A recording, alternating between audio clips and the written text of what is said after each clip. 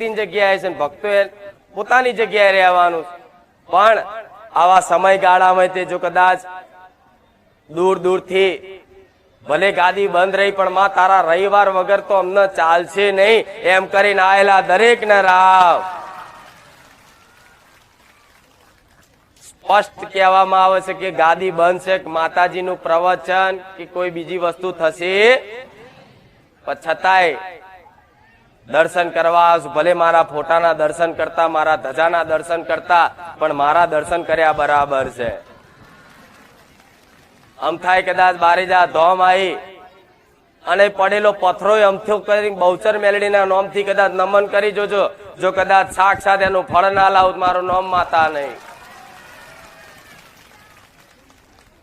પણ તમારો બધાનો હેત છે, તમારો બધાનો ભાવ છે,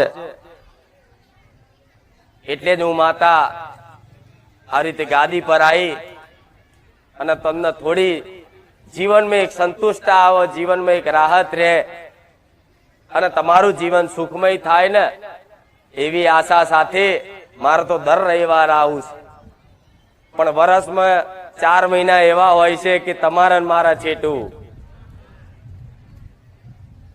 એનું કારણ છે કે હાલ ગાદી ચાલુ રાખું, અત્યારે તો કોઈ વરસાદ પડતો નથી, પણ જો ગાદી ચાલુ રાખું ને એક વરસાદ બી કદાચ એક અઠવાડિયે અમે પડ્યો તો આજુબાજુના બધા પાર્કિંગોમાં પાણી ભરાઈ જશે અને દિવસે દિવસે મારા ભાવિક ભક્તોની સંખ્યા દિવસે દિવસે હજારોમાં વધતી જાય છે.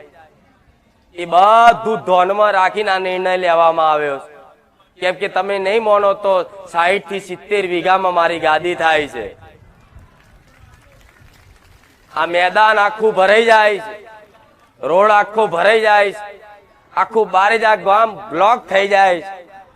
આવી પરિસ્થિતિ સર્જાય છે ને એના કારણે આ ચોમાસા પૂરતું થોડું ગાદી બંધ રાખીશ, પણ હું માતા બંધ નથી.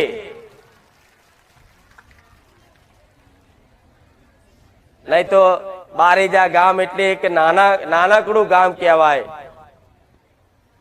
વધુમાં વધુ કદાચ 50,000 ની વસ્તી રહેનાર ગામ કહેવાય. આખા બારેજાની વસ્તી ગણો તો 50,000 એટલે 50,000, એનાથી વધારે છે તો કદાચ 55,000, પણ 50,000 ની ગામની વસ્તી જે ગામની હોય એવા નાનકડા ગામમાં 5 લાખ ભાવિક ભક્તો આવત શું થાય? એટલે